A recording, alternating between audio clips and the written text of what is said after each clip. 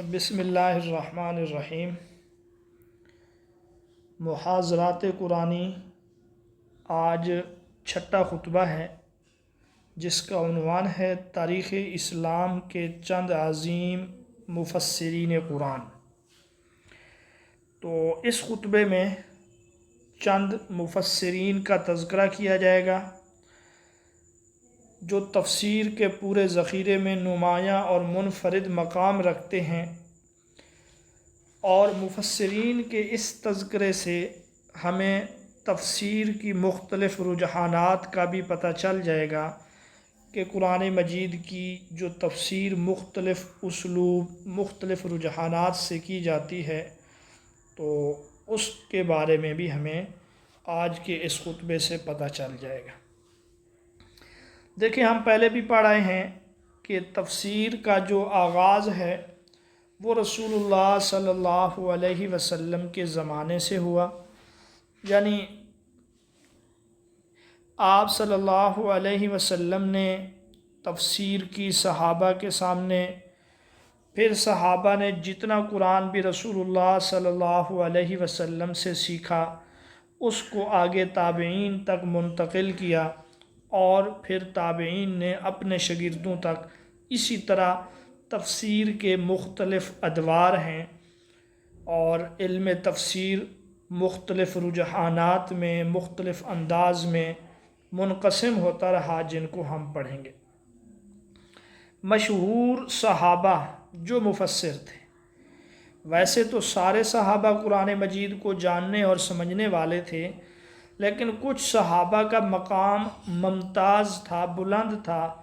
ان میں خلفائے اربعہ ہیں، اس کے علاوہ حضرت عبداللہ بن مسعود، حضرت ابی بن کعب، حضرت ابو موسیٰ اشعری، حضرت عائشہ، حضرت عبداللہ بن عباس رضی اللہ تعالی عنہم ہیں، اور پھر ان میں جو سب سے خاص مقام ہے وہ عبداللہ بن عباس رضی اللہ تعالی عنہ کو حاصل ہے۔ ان کا کردار علوم قرآن کی نشر و اشاعت کے بارے میں باقی سب سے نمایاں ہے۔ اب اس کی وجہ کیا ہے؟ اس کی مختلف وجوہات ہیں۔ حضرت عبداللہ بن عباس اگرچہ رسول اللہ کے انتقال کے وقت 12-13 سال کے تھے، لیکن انہوں نے خود رسول اللہ صلی اللہ علیہ وسلم سے براہ راست استفادہ کیا۔ وہ استفادہ کیسے کیا؟ حضرت میمونہ رضی اللہ تعالی عنہا جو ام المومنین ہیں، حضرت عبداللہ بن عباس ان کے بھانجے ہیں، اور یہ ان کی سگی خالہ تھیں، اس لیے یہ حضرت میمونہ کے گھر بھی جاتے رہتے تھے، کیونکہ سگی خالہ سے تو پردہ نہیں ہے۔ اور کئی مواقع پر انہوں نے کچھ رسول اللہ کے ایسے معمولات کا بھی مشاہدہ کیا جو کسی اور کے لیے آسانی سے ممکن نہیں تھا۔ ایک رات آپ حضرت میمونہ کے گھر صرف اسی نیت سے سوئے کہ رسول اللہ صلی اللہ علیہ وسلم رات کو عبادت کس طرح کرتے ہیں۔ چنانچہ حضرت عبداللہ بن عباس رضی اللہ تعالیٰ عنہ نے اس کو بیان بھی کیا کہ رسول اللہ تہجد کے لیے اٹھے، کس طریقے سے وضو کیا، اور کس طریقے سے ان کو رسول اللہ کے ساتھ نماز پڑھنے کا موقع ملا، تو اس وجہ سے ان کو تفسیر قرآن میں دیگر صحابہ سے ممتاز مقام حاصل ہے۔ اسی طریقے سے حضرت عمر رضی اللہ تعالیٰ عنہ ان کو کبار صحابہ، بڑے صحابہ کے مقام و مرتبہ پر رکھا کرتے تھے۔ ایک مرتبہ کسی صحابی نے اس پر سوال بھی اٹھایا کہ ان کے برابر تو ہمارے بچے ہیں، آپ ہمارے بچوں کو اس مجلس میں نہیں بٹھاتے بلکہ ہمارے برابر میں ان کو بٹھا دیتے ہیں۔ تو آپ نے ان کو بلایا اور وہ ایک سوال پوچھا باقی لوگوں سے بھی، اور وہی سوال عبداللہ بن عباس سے بھی پوچھا، لیکن جب انہوں نے وہ اس سوال کا جواب دیا تو لوگ عش عش کر اٹھے کہ اصل جواب تو یہ ہے۔ تو گویا حضرت عمر نے جواب دیا کہ میں ان کو جو تمہارے برابر بٹھاتا ہوں، اس کی وجہ ان کا یہ علم ہے، یہ مقام و مرتبہ ہے۔ اسی طرح حضرت عبداللہ بن عباس رضی اللہ تعالیٰ عنہ، یہ حضرت علی کے چچا زاد بھائی بھی ہیں، اور حضرت علی سے بھی آپ علم و فضل حاصل کرتے رہے، اور حضرت علی کی خلافت کے زمانے میں حضرت عبداللہ بن عباس رضی اللہ تعالیٰ عنہ کا شمار ان کے قریب ترین رفقا میں ہوتا تھا۔ اس کے علاوہ رسول اللہ صلی اللہ علیہ وسلم نے ان کو دعا بھی دی تھی کہ علمہ التاویل، کہ یا اللہ ان کو تاویل تفسیر کا علم سکھا۔ تو صحابہ کے زمانے سے آپ کا لقب بن چکا تھا ترجمان القرآن۔ حضرت عبداللہ بن عباس رضی اللہ تعالیٰ عنہ کے شاگرد، چونکہ ہم مفسرین کا تذکرہ کر رہے ہیں تو صحابہ میں سب سے ممتاز مفسر عبداللہ بن عباس، ان کا تذکرہ ہو چکا ہے۔ اب ہم ان کے شاگردوں میں سے جو سب سے ممتاز شاگرد ہیں ان کا تذکرہ کرنے جا رہے ہیں، تو وہ ہے حضرت مجاہد بن جبیر رحمۃ اللہ علیہ۔ 21 ہجری میں پیدا ہوئے، حضرت عبداللہ بن عباس رضی اللہ تعالیٰ عنہ کے ساتھ رہے انتقال تک۔ 68 ہجری میں ان کا انتقال ہوا، یعنی حضرت عبداللہ بن عباس کا۔ ان سے تمام علوم و فنون حاصل کیے۔ حضرت مجاہد وہ پہلے مفسر ہیں، 104 ہجری میں حرم شریف میں سجدہ کی حالت میں ان کی وفات ہوئی۔ سجدہ کی حالت میں وفات پانے والے یہ پہلے مفسر ہیں۔ ان کی تفسیر بھی ہے، تفسیر مجاہد بن جبیر کے نام سے۔ تو حضرت مجاہد کا جو مقام و مرتبہ ہے، ان کی تفسیری روایات کو امام بخاری اور امام شافعی رحمۃ اللہ علیہ نے اپنی اپنی کتابوں میں جگہ دی ہے۔ حضرت مجاہد رحمۃ اللہ علیہ نے پورا قرآن مجید 30 مرتبہ عبداللہ بن عباس سے پڑھا۔ ان 30 مرتبہ میں یا اس کے علاوہ مزید 3 مرتبہ آپ کہتے ہیں کہ 3 مرتبہ تو میں نے ایسے پڑھا کہ عاقف عند کل آیہ، میں ہر آیت پر ٹھہر جاتا تھا۔ اسألہ، میں ان سے سوال کرتا تھا، پوچھتا تھا، فی من نزلت کیف کانت، کہ یہ کس کے بارے میں نازل ہوئی، کس صورت حال میں نازل ہوئی۔ یعنی 3 مرتبہ انہوں نے قرآن عبداللہ بن عباس سے اس طرح پڑھا کہ ہر آیت کے بارے میں پوچھتے، کس کے بارے میں نازل ہوئی، کس صورت حال میں نازل ہوئی، جب نازل ہوئی تو اس کے کیا اثرات تھے اور کیا نتائج برآمد ہوئے۔ تو آپ اس سے بھی مفسر قرآن حضرت مجاہد کے مقام و مرتبہ کو سمجھ سکتے ہیں۔ تو اس کے علاوہ اور بھی کئی صحابہ سے تابعین نے کسب فیض کیا، جیسے کوفہ میں تفسیر کا مدرسہ تھا عبداللہ بن مسعود کا۔ حضرت علی بھی کوفہ میں آخر میں تشریف لے گئے، اور پہلی صدی ہجری کا جب اختتام ہوا تو تمام صحابہ اور تابعین کے جو ذخائر تھے یا جو روایات تھیں وہ تحریری شکل میں آ چکی تھیں، وہ ایک دوسرے کو دستیاب ہو چکی تھیں۔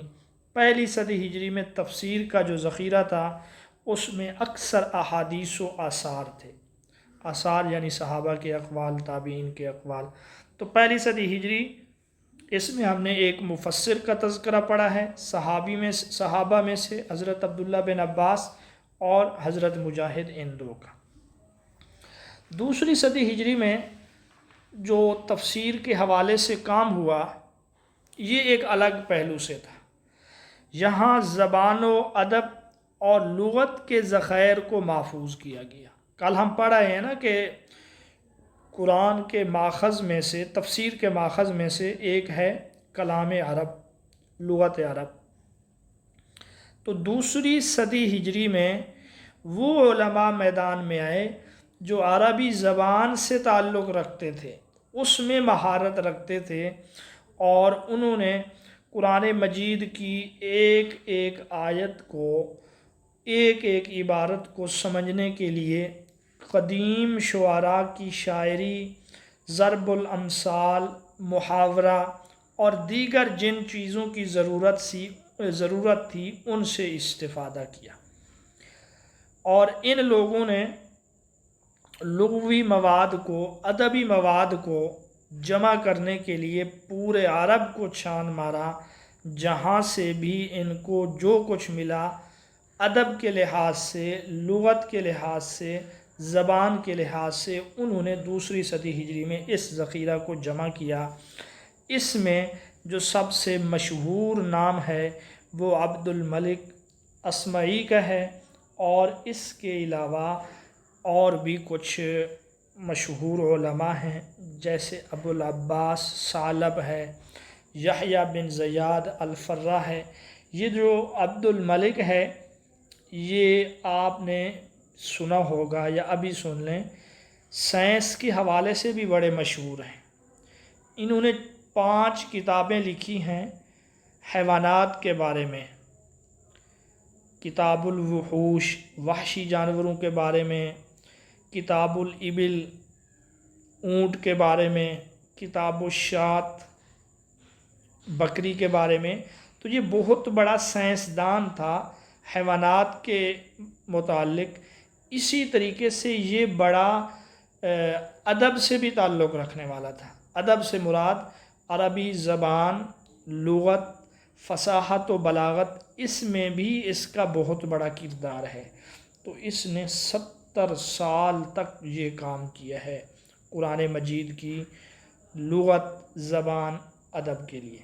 تو یہ دوسری صدی ہجری میں یہ کام ہوا۔ اب ہم آتے ہیں تیسری صدی ہجری۔ تیسری صدی ہجری میں تفسیر قرآن کے حوالے سے کیا ہوا؟ تیسری صدی ہجری میں قرآن کے جو طلباء تھے، ان کے سامنے تقریباً سارا مواد تحریری شکل میں موجود تھا۔ ہم پڑھ رہے ہیں کہ پہلی صدی ہجری میں احادیث و آثار بھی جمع ہو گئے، اور دوسری صدی ہجری میں لغت، زبان، ادب، یہ چیزیں بھی جمع ہو گئیں۔ اب مفسرین نے، علماء نے جامع تفسیرات مرتب کرنے کا ارادہ کیا۔ یہ تفصیلات نہیں ہے، یہ تفسیر ہے۔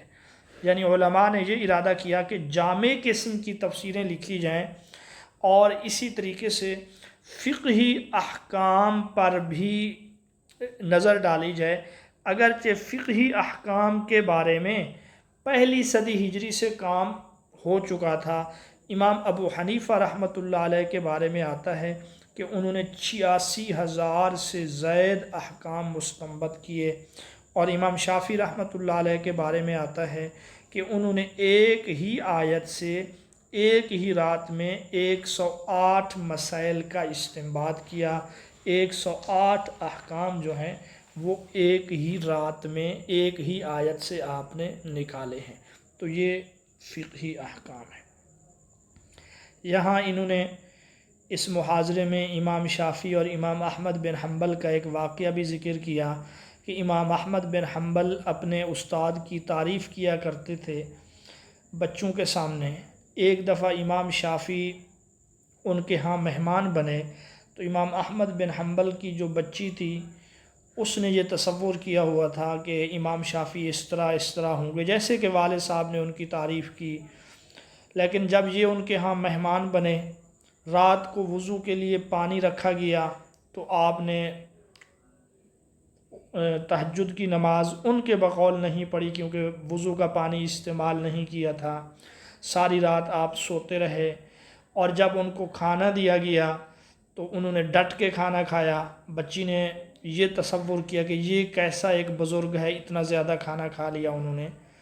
تو بالآخر جب زیادہ بات بڑھ گئی، بچی سے نہ رہا گیا، اس نے والد سے تذکرہ کیا، والد نے پھر امام شافعی سے تذکرہ کیا، تو امام شافعی نے پھر یہ بتلایا کہ میں نے صبح کو یا تہجد میں وہ پانی استعمال نہیں کیا، اس لیے کہ میں پوری رات سویا ہی نہیں، میں باوضو رہا، لیٹا رہا۔ جہاں تک یہ بات ہے کہ میں نے تہجد کی نماز نہیں پڑھی، یا یہ ہے کہ میں نے پانی کیوں نہیں استعمال کیا وضو کا جو تھا۔ جہاں تک بات ہے کھانا ڈٹ کر کھانا، تو اس کی وجہ یہ ہے کہ مجھے یہ یقین تھا کہ امام احمد بن حنبل کے گھر کا جو کھانا ہے وہ حرام تو حرام، وہ مشتبہات سے بھی پاک ہے، یعنی اس میں مکروہ اور مشتبہ قسم کی بھی کوئی چیز نہیں ہے۔ تو یہ حلال کا کھانا تھا، اس لیے میں نے ڈٹ کے کھایا، اور اس کھانے کی برکت یہ ہے کہ جب آپ نے مجھے صبح نماز کے لیے کہا تب تک جو ہے میں نے ایک ہی آیت سے 108 مسائل کا استنباط کر لیا تھا۔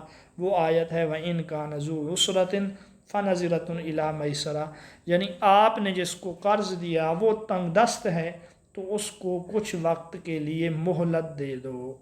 تو یہ اسلام کا ایک اخلاقی اصول ہے کہ مقروض جس سے آپ نے پیسے لینے ہیں وہ اتفاقاً تنگ دست ہو جائے، اس کے پاس پیسے نہیں ہیں تو اس کے سر پہ سوار ہو کے نہ بیٹھا جائے بلکہ اس کو مہلت دے دو۔ اس آیت سے انہوں نے 108 مسائل کا استنباط کیا۔ یہ ضمنی طور پہ انہوں نے ایک واقعہ ذکر کر دیا۔ آگے بڑھتے ہیں۔ تیسری صدی ہجری کی جو تفسیریں ہیں جامع، ان میں جو سب سے قدیم تفسیر ہے وہ جامع البیان فی تفسیر القرآن ہے۔ یہ امام طبری رحمۃ اللہ علیہ کی ہے۔ اگلے خطبے میں بھی ان کا پھر تذکرہ آئے گا۔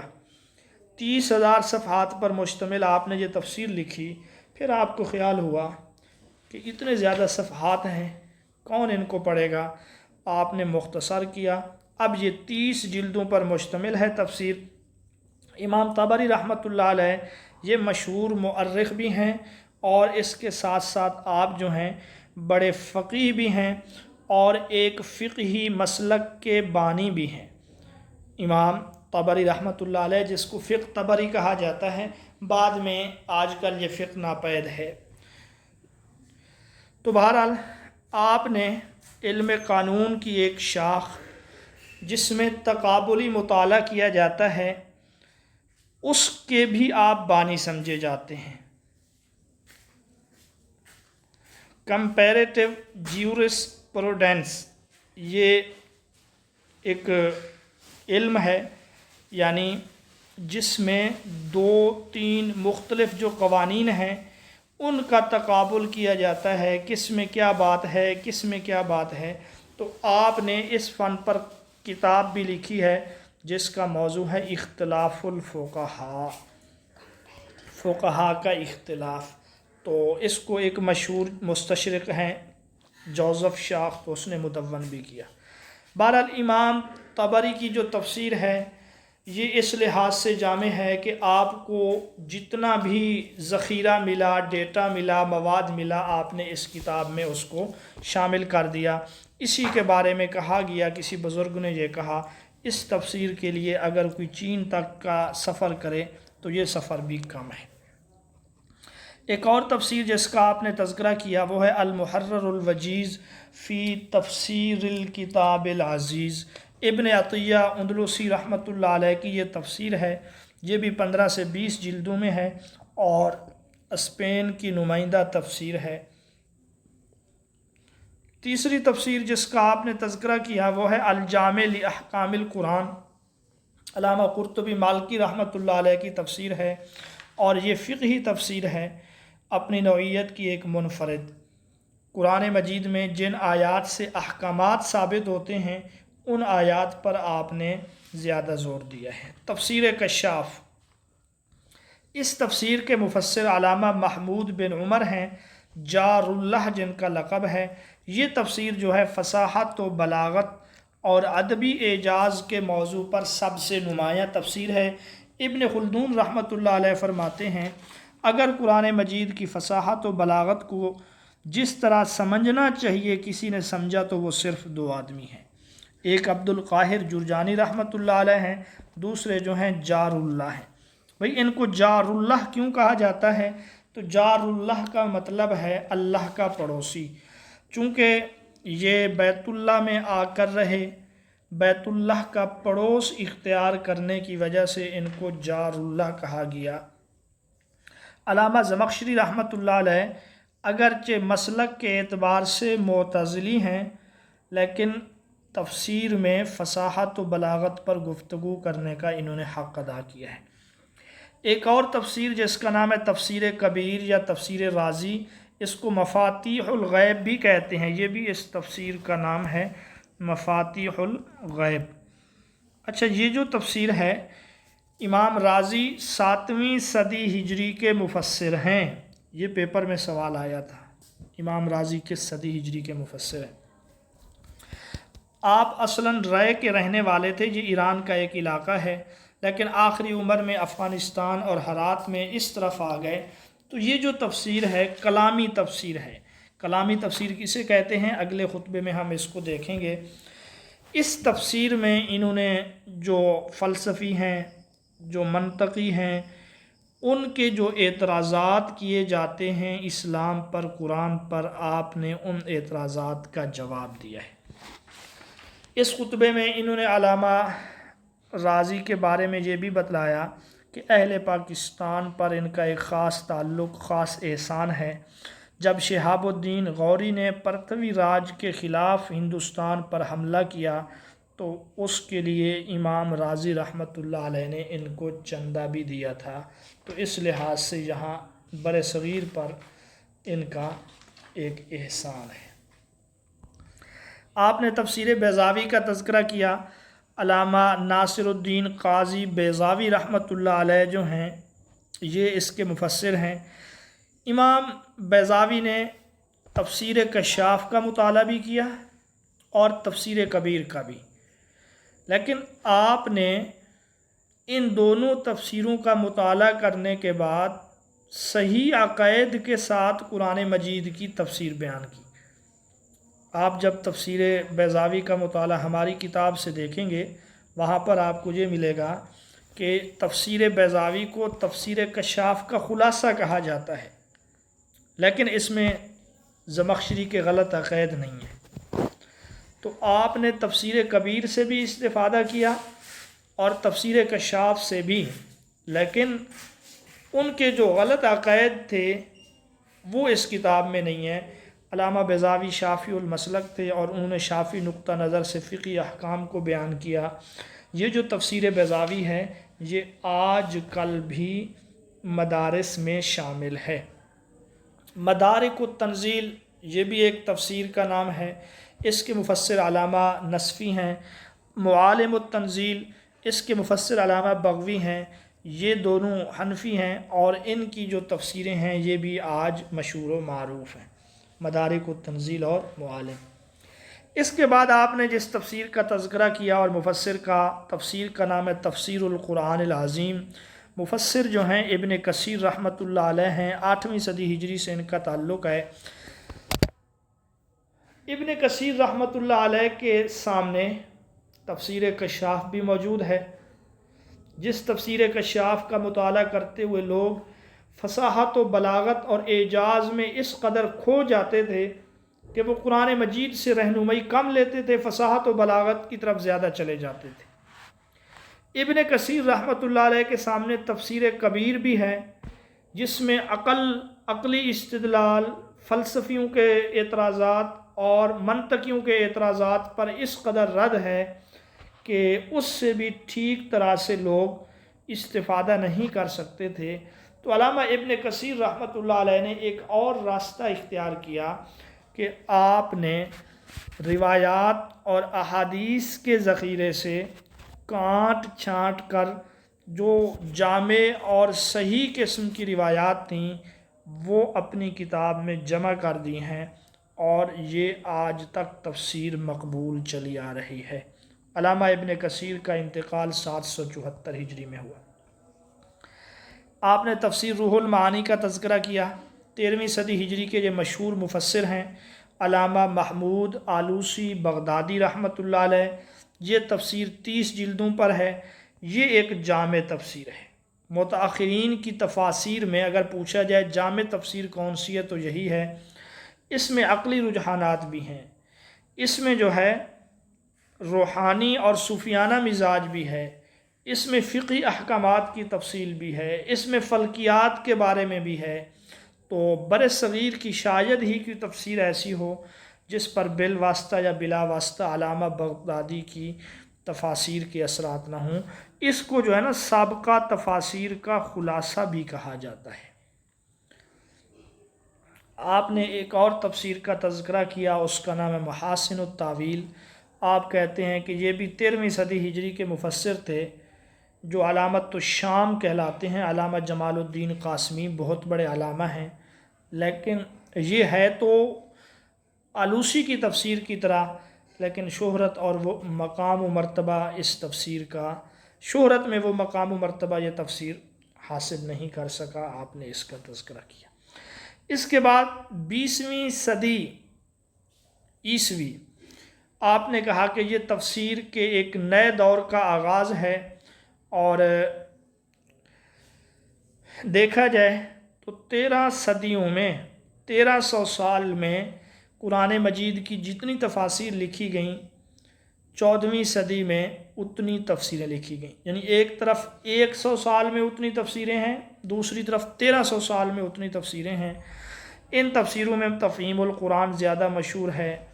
مولانا امین احسن اصلاحی، جنہوں نے ایک نیا رجحان تفسیر میں پیدا کیا، نظم قرآن، ان کی تفسیر تدبر قرآن بھی مشہور ہے۔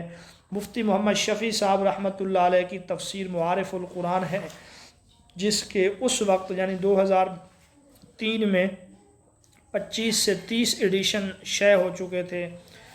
اسی طرح آپ نے ایک تفسیر کا تذکرہ کیا فی ظلال القرآن، جو سید قطب شہید کی ہے۔ انہوں نے یہ تفسیر جیل میں بیٹھ کر لکھی تھی، جہاں ان کے پاس نہ کتابیں تھیں، نہ وسائل تھے، نہ مصادر و ماخذ تھے، لیکن پھر بھی 20ویں صدی کی تفسیروں میں عربی زبان میں اس سے کوئی جاندار اور زوردار تفسیر نہیں ہے۔ اسی طرح ڈاکٹر وہبہ زحیلی کی تفسیر ہے، جس کا نام تفسیر منیر ہے۔ پھر آپ نے بر صغیر میں جو تفسیر کا کام ہوا اس کا بھی تذکرہ کیا۔ آپ نے کہا کہ گزشتہ 2 صدیوں میں بر صغیر میں تفسیر کا بہت کام ہوا، لیکن حضرت شاہ ولی اللہ کا جو خاندان ہے وہ اس میں سب سے نمایاں ہے۔ اگرچہ شاہ صاحب نے خود اردو میں کام نہیں کیا، لیکن شاہ عبد القادر رحمۃ اللہ علیہ نے قرآن مجید کا سب سے پہلا اردو ترجمہ کیا، جس کو جو ہے با محاورہ ترجمہ کہتے ہیں۔ ٹھیک ہے، با محاورہ ترجمہ، اور آپ کو بر صغیر کا ترجمان القرآن بھی کہا جاتا ہے۔ اردو تفاسیر میں آپ نے مواہب الرحمن کا تذکرہ کیا کہ مواہب الرحمن، جس کے مفسر سید امیر علی ملیح آبادی ہیں، 15-16 جلدوں پر مشتمل ہے، اور یہ اردو تفاسیر میں قدیم اور جامع تفسیر ہے۔ اگرچہ زبان قدیم ہے، اگر کوئی اس تفسیر پر کام کرنا چاہے تو 30 جلدوں میں اس پر مزید کام باقی ہے۔ معالم القرآن نامی تفسیر کا بھی آپ نے تذکرہ کیا، جس کے مفسر مولانا محمد علی صدیقی ہیں، 16 جلدوں پر مشتمل ہے، لیکن اس پر ابھی کام جاری ہے، اور یہ تفسیر جو ہے مسلکی وابستگیوں سے بالا تر ہے، دیوبندی، بریلوی، اہل حدیث، اس سے بالا تر ہے یہ تفسیر۔ بہرحال یہ خطبہ تھا، خطبہ ششم، اس کا خلاصہ میں نے آپ کے سامنے رکھ دیا ہے۔ اس خطبے میں جو اہم سوالات ہیں، ایک تو ہم پڑھے ہیں کہ حضرت میمونہ حضرت عبداللہ بن عباس کی سگی خالہ تھیں۔ حضرت عمر عبداللہ بن عباس کو کبار صحابہ کے مقام پر رکھتے تھے۔ عبداللہ بن عباس کا انتقال 68 ہجری میں ہوا۔ احکام القرآن یہ تفسیر کا نام ہے۔ اختلاف الحدیث یہ حدیث کی ایک کتاب کا نام ہے۔ یہ احکام القرآن جس میں فقہی احکام ہوں۔ اختلاف الحدیث جس میں ایسی حدیثیں جو بظاہر جن کا مفہوم ایک دوسرے سے متضاد ہے، لیکن دونوں حدیثیں اپنی جگہ پہ ٹھیک ہوتی ہیں۔ اس موضوع پہ سب سے پہلے مصنف جو ہیں وہ امام شافعی ہیں۔ آپ نے حضرت ابو درداء رضی اللہ تعالیٰ عنہ، حضرت عبادہ بن صامت کا بھی تذکرہ کیا۔ یہ دونوں صحابہ جو تھے شام میں تفسیر کے بارے میں کام کرتے تھے۔ ملک شام میں مفسرین میں شمار ہوتے ہیں، تو شام کے تفسیری مکتب کے بانی ہیں۔ امام احمد بن حنبل رحمۃ اللہ علیہ امام شافعی کے شاگرد ہیں۔ تفسیر بالمعصور یعنی قرآن مجید کی تفسیر قرآن کی روشنی میں کرنا، احادیث، اقوال صحابہ اور اقوال تابعین کی روشنی میں کرنا، اس کو تفسیر بالمعصور کہا جاتا ہے۔ تو اس موضوع پر جو سب سے پہلی تفسیر ہے وہ تفسیر طبری ہے۔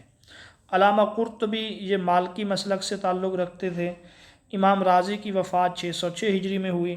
البدایہ والنہایہ یہ تاریخ کے موضوع پر کتاب ہے، اور اس کے مفسر ابن کثیر ہیں، جن کی تفسیر القرآن العظیم ہے۔ الفقہ الاسلامی وادلتہ یہ ڈاکٹر وہبہ زحیلی کی کتاب ہے۔ تو یہ تو ہے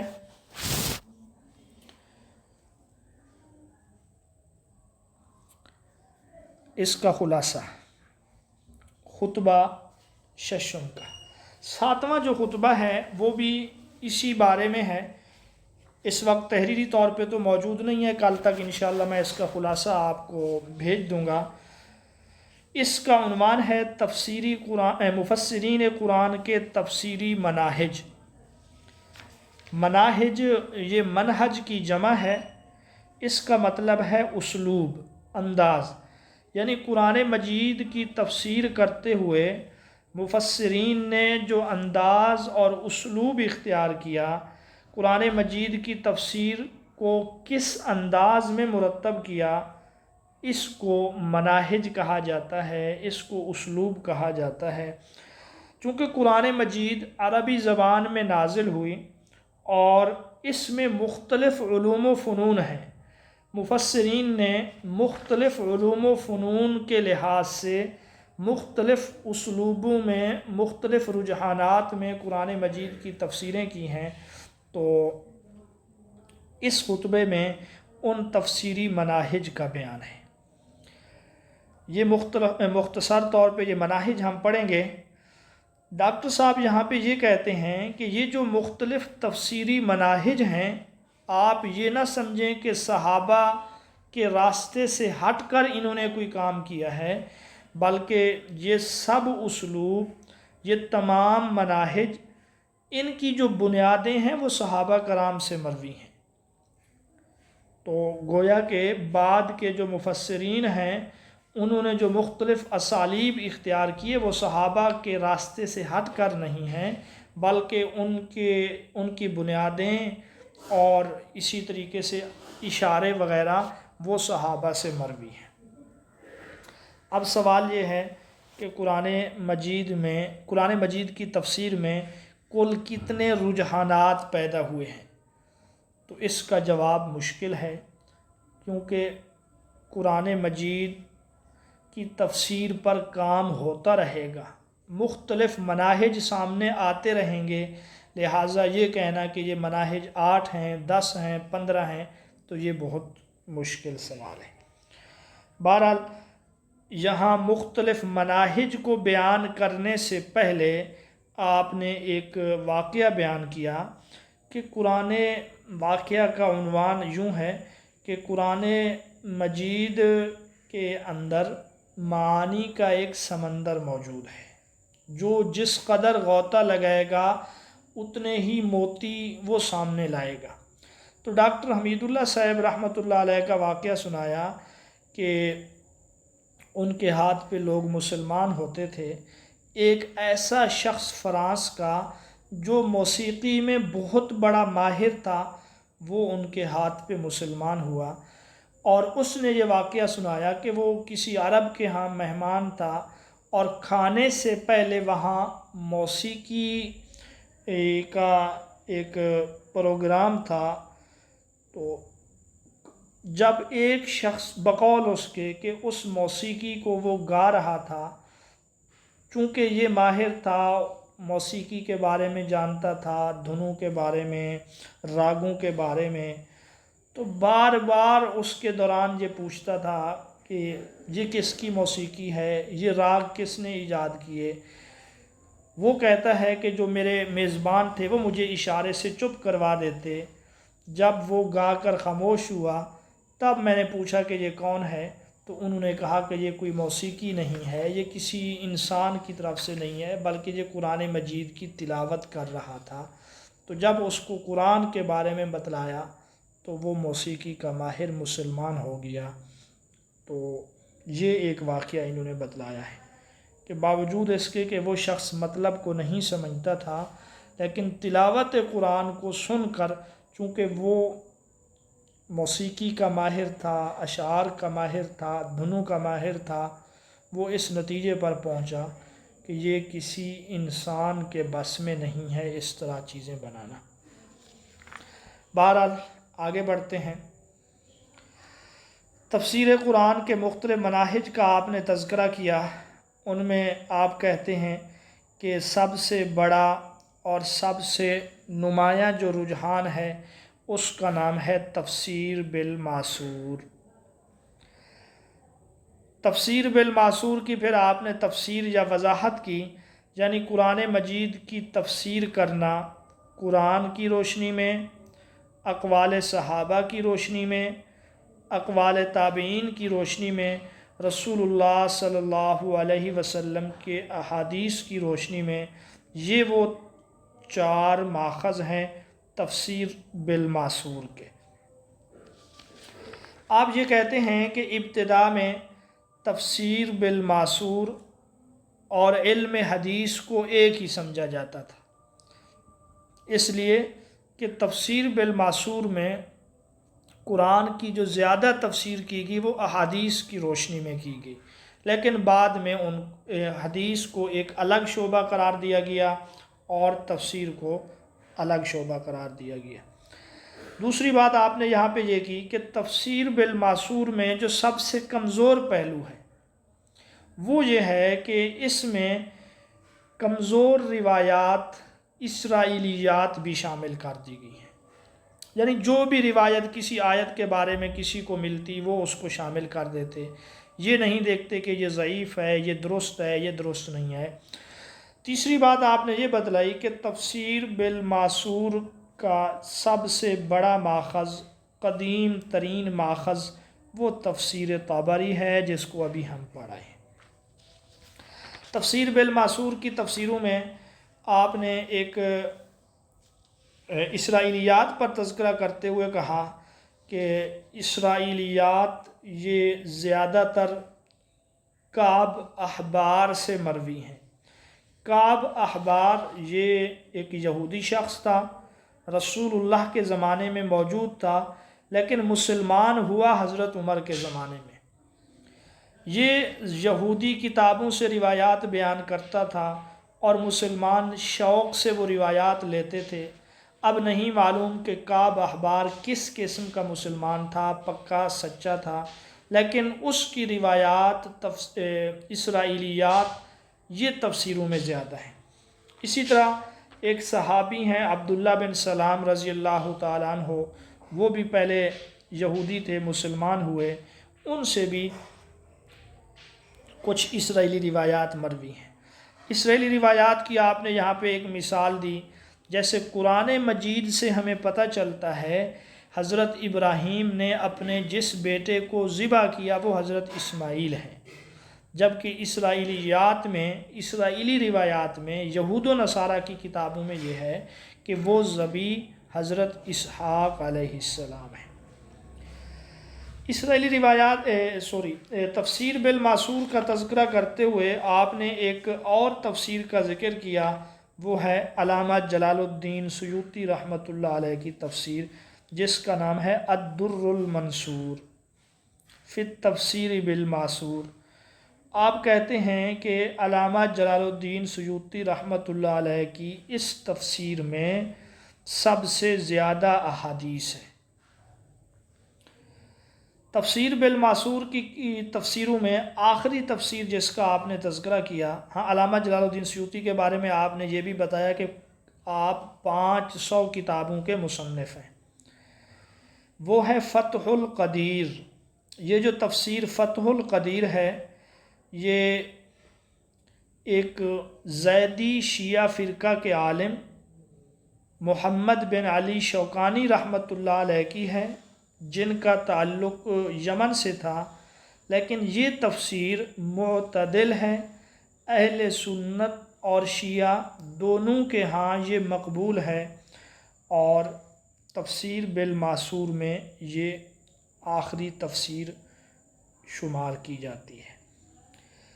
علامہ شوکانی رحمۃ اللہ علیہ کی ایک اور کتاب ہے نیل الاوطار، جو فقہ الحدیث کے موضوع پر ہے، جس میں احکام والی احادیث ہے۔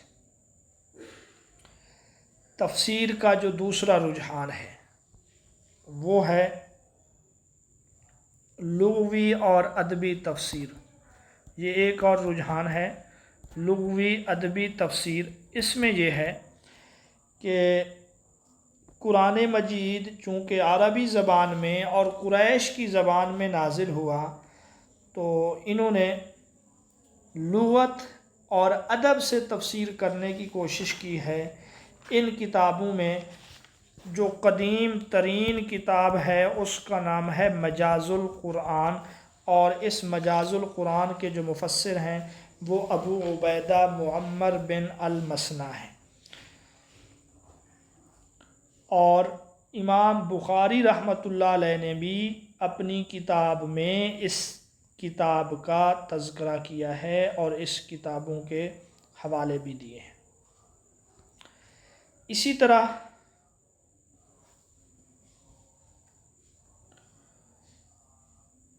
حافظ ابن حجر عسقلانی رحمۃ اللہ علیہ نے بھی ان کی کتاب سے بھرپور استفادہ کیا اور مجاز القرآن کو اپنی کتاب میں تقریباً پوری کتاب کو ہی اپنی کتاب میں انہوں نے جگہ دے دی ہے۔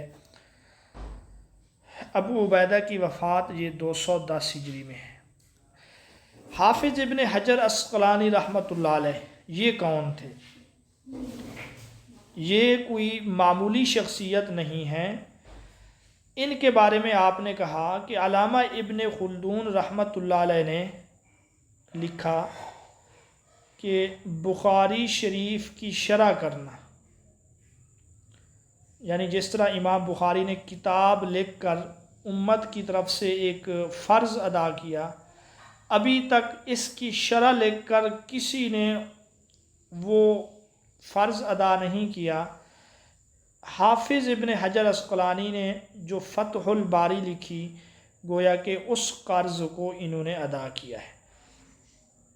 تو ابن خلدون رحمۃ اللہ علیہ یہ پہلے تھے، انہوں نے یہ کہا کہ اس امت پر ابھی تک قرض باقی ہے بخاری شریف کی شرح لکھنے والی۔ تو جب انہوں نے یہ کتاب لکھی تو کسی نے کہا کہ اب یہ قرض آپ اتار کے چلے گئے۔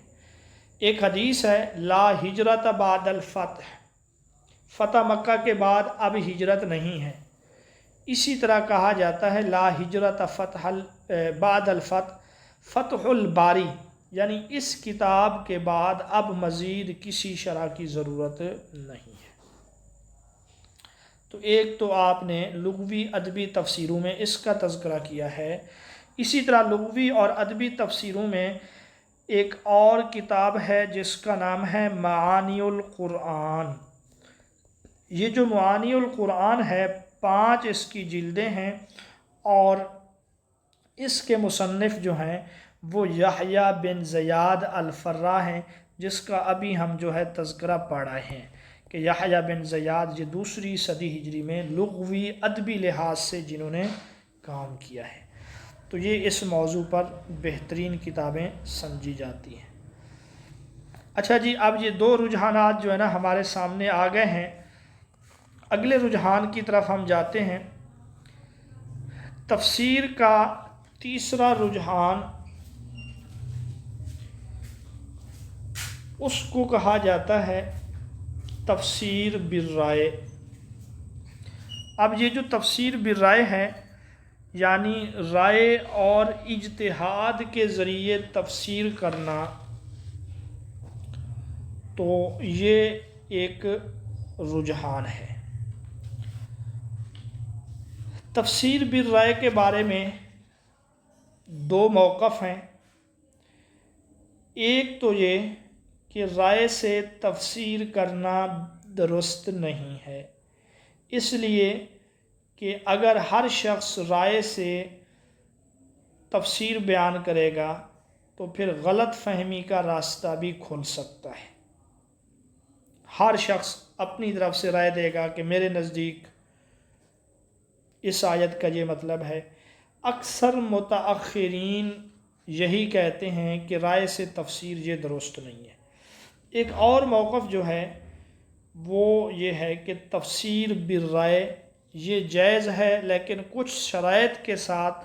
تو انہوں نے تفسیر بالرائے کی جو ہے 2 قسمیں کر دی ہیں۔ ایک قسم کا نام محمود ہے اور دوسری قسم کا نام مذموم ہے، یعنی وہ تفسیر جو شرائط کے مطابق ہو، جو صحیح اجتہاد اور دینی بصیرت پر مبنی ہو، اور جو قلب سلیم اور عقل کے مطابق ہو، قرآن و سنت کی حدود کے اندر ہو، تو یہ تفسیر قابل قبول ہے۔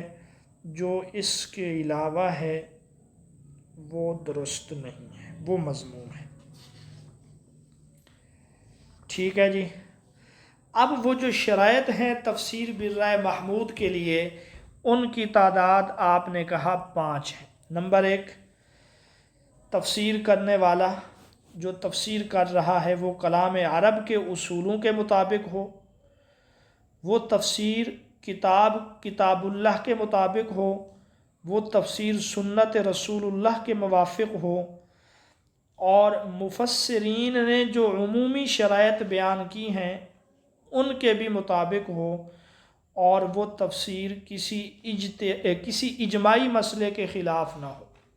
اگر کسی مسئلے پر علماء کا اجماع ہو چکا ہے، اب اس اجماع کے خلاف تفسیر کرنا یہ درست نہیں ہے۔ تو یہ ہے تفسیر بالرائے محمود۔ چوتھے رجحان کا آپ نے تذکرہ کیا، وہ ہے فقہی تفسیر، کہ اس کے بعد ایک اور رجحان آیا۔ انہوں نے قرآن مجید کی ان آیات کا خصوصیت سے مطالعہ کیا، ان آیات کی خصوصیت سے تفسیر کی جس سے احکامات ثابت ہوتے ہیں۔ اس موضوع پر پہلی کتاب کس نے لکھی؟ تو آپ کہتے ہیں یقین کے ساتھ تو کچھ بتانا مشکل ہے، ہاں بعض یہ کہتے ہیں کہ امام محمد رحمۃ اللہ علیہ جو امام ابو حنیفہ کے شاگرد ہیں ان کی تفسیر ہے اس موضوع پر۔ امام مالک کی جو کتاب المدونۃ الکبریٰ ہے اس میں بھی فقہی تفسیر کے اشارے ملتے ہیں، لیکن جن کو الگ سے کتاب لکھنے کا اعزاز اور شرف حاصل ہے وہ امام شافعی رحمۃ اللہ علیہ ہیں، جن کی تفسیر کا نام احکام القرآن ہے۔ یہاں فقہی تفاسیر میں آپ نے فقہ حنفی کی 2 تفسیروں کا بھی تذکرہ کیا۔ ایک احکام القرآن ہے جو امام جساس رحمۃ اللہ علیہ کی ہے۔ امام جساس ایک فقیہ اور ماہر اصولی تھے۔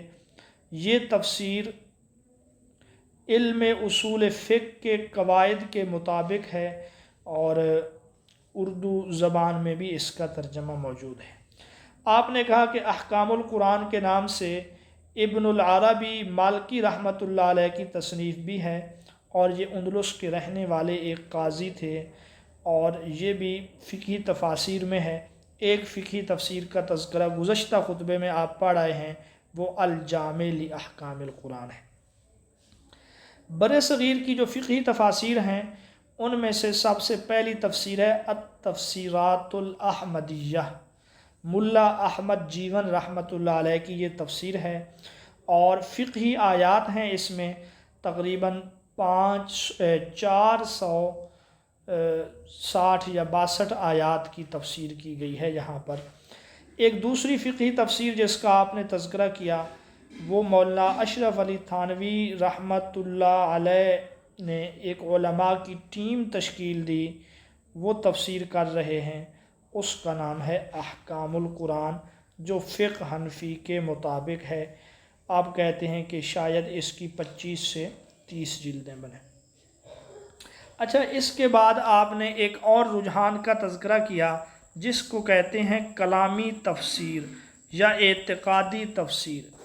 تو اس میں عقائد کی بنیاد پر تفاسیر مرتب کی گئی ہیں، ہر ایک نے اپنے عقائد کے بارے میں دلائل دیے۔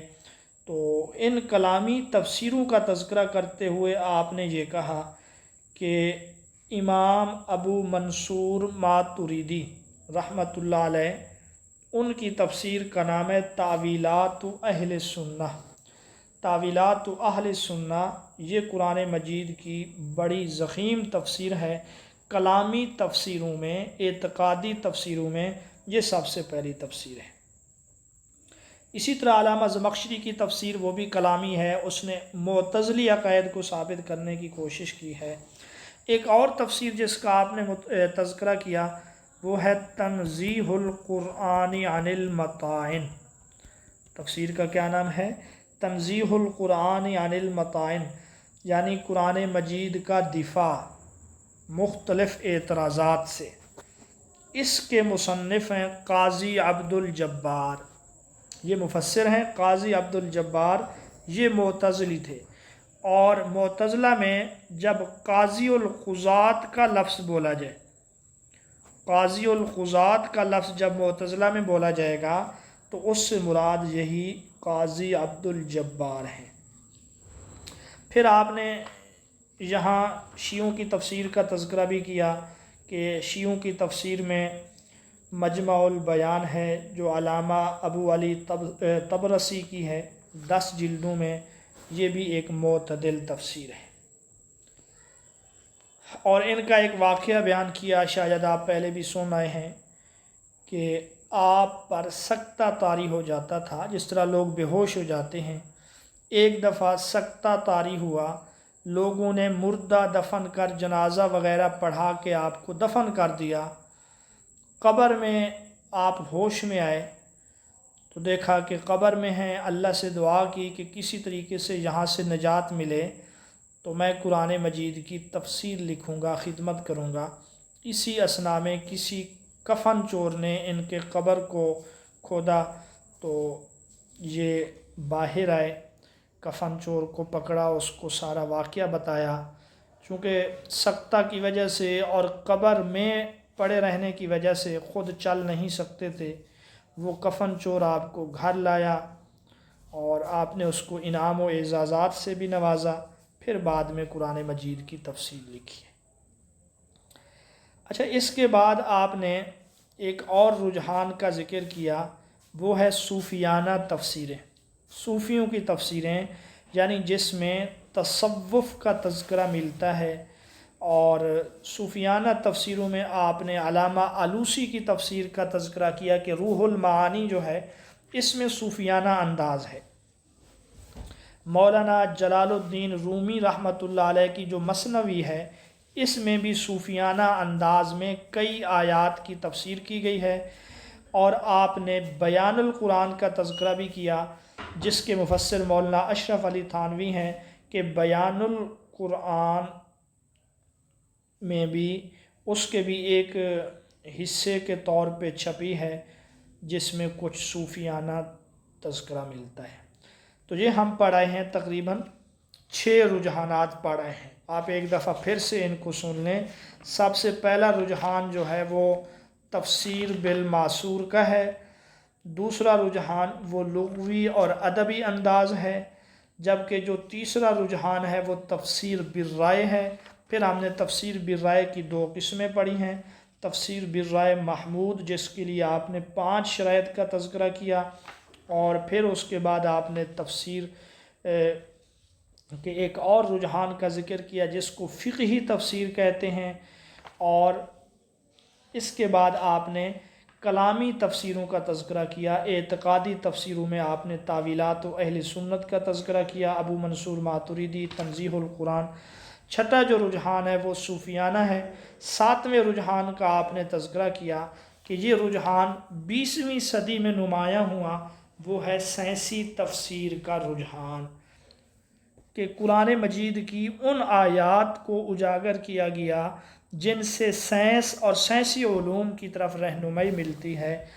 آپ کہتے ہیں کہ اگرچہ قرآن نہ تو طب کی کتاب ہے نہ ہی سائنس کی کتاب ہے، لیکن بعض علماء نے یہ ضرورت محسوس کیا کہ قرآن مجید میں سائنسی نوعیت کے بیانات کو بھی الگ تحقیق سے شائع کیا جائے.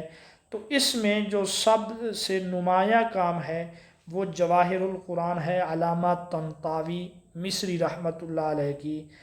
اور یہ ایک سائنسی تفسیر ہے، اگرچہ آپ اس اسلوب سے متفق نہیں ہیں، کیونکہ قرآن ہدایت کے لیے اتاری گئی ہے، سائنس کے لیے نہیں اتاری گئی.